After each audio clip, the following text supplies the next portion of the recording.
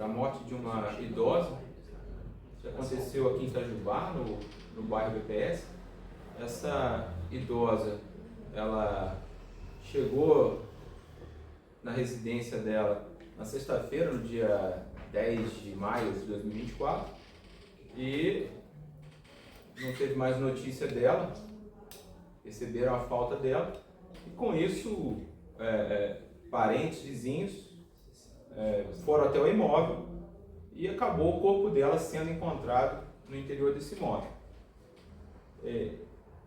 Essa morte, ela não aconteceu de forma natural. Essa morte, ela é criminosa. Essa morte foi fruto de um crime de latrocínio. É o roubo seguido de morte.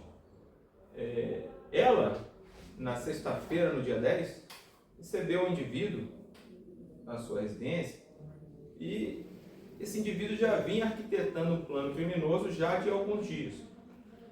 Ele, se valendo da condição de integrante de uma instituição religiosa, ele se aproximou da vítima, a todo momento pretendendo a subtração do automóvel dela.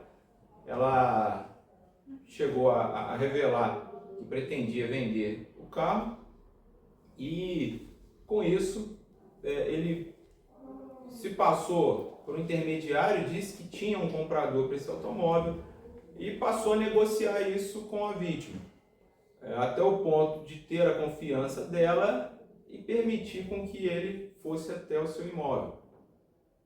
No interior do imóvel, já com tratativas do veículo, ele causou a morte dela, deixou o imóvel com objetos pessoais da vítima, cartões bancários, e montou uma cena do crime de forma a parecer uma morte natural. Dias após, ele realizou compras no cartão dela, ele chegou a voltar no imóvel pretendendo levar o automóvel dela, mas acabou sendo preso pela polícia. Além dessas compras que ele efetuou, objetos pessoais dela foram encontrados na residência dele.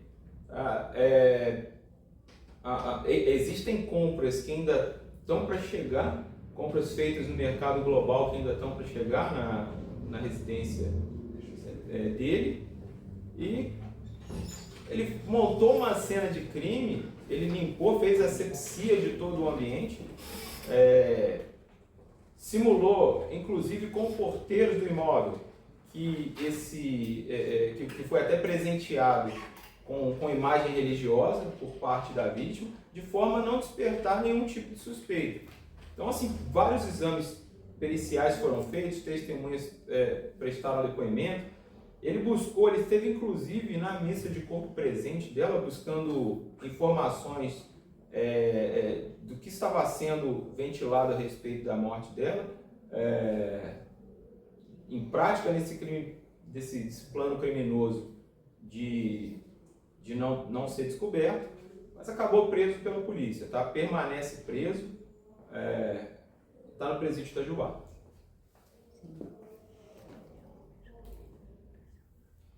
Ele já tinha antecedentes criminais ou não? Não tinha antecedentes criminais. Não, entendi. Como que vocês chegaram até ele, assim? Ele teve no imóvel da vítima, né, após o encontro do corpo, a gente verificou as pessoas que tiveram naquele imóvel e a gente percebeu que ele, até através de imagens, que ele esteve na sexta-feira, no dia 10, tá? Por volta, lá no período da noite, ele esteve na casa dela e deixou o imóvel quase 2 horas depois. Então, dali para frente, a gente passou a monitorar o comportamento dele, no que ele faria dali para frente.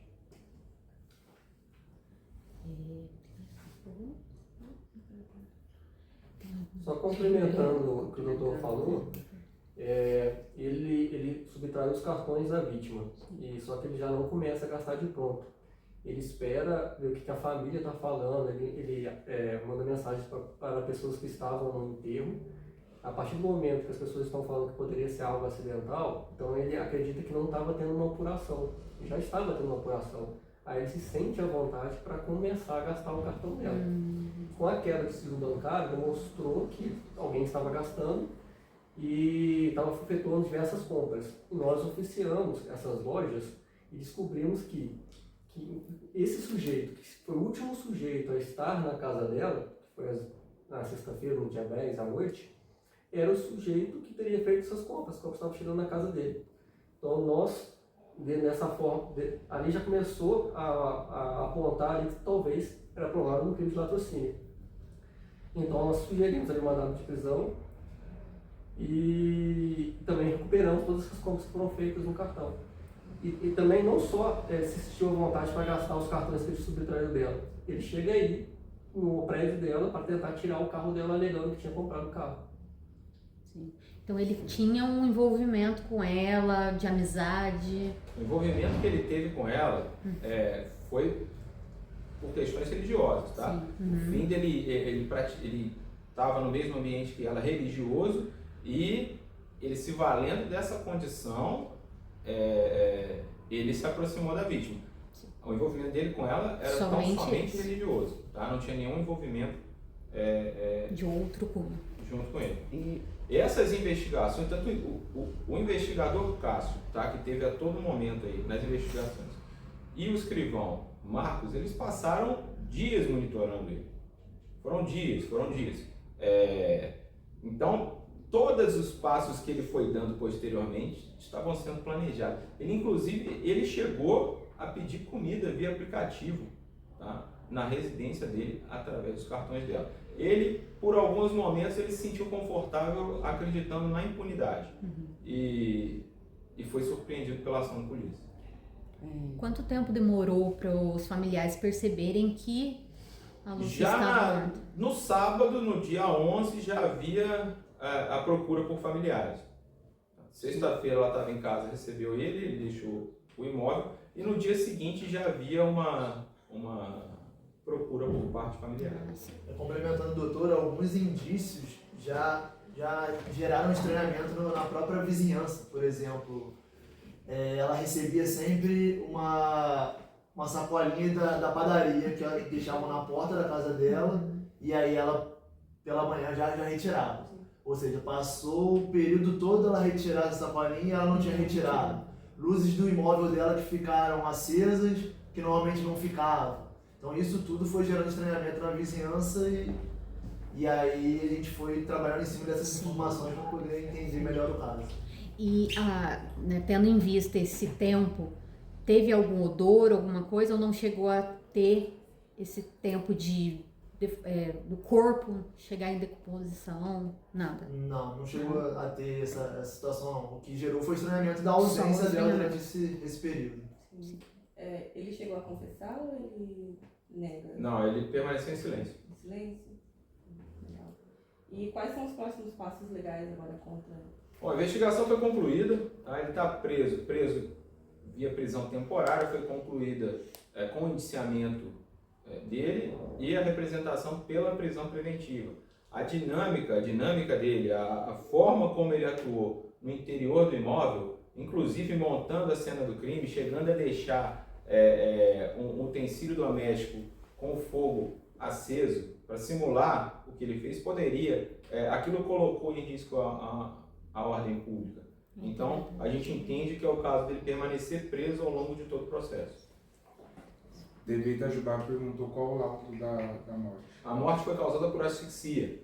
Ele golpeou ela no interior do imóvel, levou ela ainda inconsciente até o banheiro e acabou asfixiando ela submersa na banheira. Tem um comentário aqui no Instagram perguntando se ele era líder religioso. Ele era um integrante de uma instituição religiosa. Funcionava de uma maneira auxiliar nessa instituição religiosa. Essa função é denominada acólito.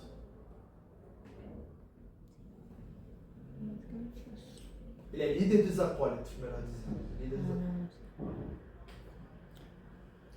Mais alguma pergunta? Não, acho que é. Mais alguma aí, pessoal? Sim. Vocês vão informar mais os próximos passos mais pra A frente? Polícia Civil já dá a investigação por encerrada. Sim. Tá? Todos os próximos passos serão a cargo do Ministério Público e do Poder Judiciário. Agora ele vai ser processado e julgado. Se houver alguma diligência complementar, alguma dúvida a ser esclarecida, o que eu creio pouco provável, a Polícia Civil permanece ao total dispor. A empresa dele muito grande e fazer uma coisa dessa. Sim, com certeza. Porque ele foi muito frio em fazer tudo isso. Totalmente. Eu vou deixar um alerta aí, eu venho falando isso, tá? Que o fato de alguém pertencer a uma instituição religiosa, Sim. seja ela qual for, eu não estou denominando nenhuma instituição religiosa, não credencia ninguém a dar essa confiança de receber na residência, de estar em momentos de vulnerabilidade, digamos assim. Então que as pessoas tenham mais cuidado, mais atenção, porque não foi uma ação que ele ingressou no imóvel mediante um arrombamento, mediante emprego de violência ou grave ameaça, uma associação criminosa orquestrada para isso. Não houve isso. O ingresso no imóvel foi com o consentimento da vítima. Gerado por uma confiança. E teve uma confiança pautada nesse vínculo religioso. Então, a gente orienta que esse vínculo religioso, seja de qualquer instituição, não credencia ninguém a relações mais íntimas, de proximidade. Que as pessoas tenham cuidado, que o mesmo cuidado existe em todo e qualquer ambiente. Doutor, qual que é a pena e o que motivou ele a praticar? A pena do crime de latrocínio é de 20 a 30 anos, tá? É o roubo seguido de morte. A motivação principal foi a subtração do automóvel dela. Ele se aproximou dela para subtrair o automóvel. Todas as ações dele foram voltadas para isso. O que ele subtraiu diverso do automóvel foi lucro, digamos assim. Ele tentou a todo momento o automóvel. Ele inclusive já anunciava para pessoas próximas que tinha um automóvel idêntico ao da vítima. Então ele já planejava isso antes. Os cartões bancários subtraídos, as joias, isso tudo foi uma oportunidade dele, mas a todo momento ele pretendia o automóvel da vítima. Certo. Doutor, a asepsia do imóvel indica que ele tinha algum conhecimento investigativo ou da área da medicina? Não. A asepsia no imóvel ela foi feita de uma maneira planejada, digamos assim, mas todos os elementos que a gente precisava para caracterizar o crime foram encontrados. O exame de luminol realizado no imóvel determinou com clareza, tá, que ela foi morta em um cômodo, que ela foi golpeada em um cômodo, foi levada até o banheiro e lá no banheiro foi asfixiada. Ele praticou outros crimes além de latrocínio? A fraude processual também está caracterizada para a Polícia Civil por conta de toda a adulteração da cena do crime. Ele chegou a tocar, ele chegou a escolher os objetos religiosos que ele queria levar para poder ludibriar a ação. Ele limpou todo o local, as vestes da vítima foram subtraídas. Então, todo esse ambiente criado por ele, inclusive o utensílio doméstico no fogão, colocou em risco a ordem pública. E por essa razão, a Polícia Civil entende que ele deve permanecer preso ao longo de todo o processo. Tem a possibilidade dele responder em liberdade? Possibilidade jurídica há diversas, mas não é a convicção da Polícia Civil. Para a Polícia Civil, foi representado pela prisão preventiva, pela garantia da ordem pública. Sobre as joias, ele chegou a vender ou continuaram ali, não deu tempo? Algumas foram encontradas no interior do imóvel dele. Sim. É só isso. Minha parte. Questão familiar, quantos filhos ela tinha? Essa informação eu vou preferir não passar no momento aqui, até por conta para preservar a família. Tá bom? Só para fazer um complemento também, ela foi encontrada na banheira da residência, uma banheira que todos os familiares e amigos próximos falaram que ela não usava.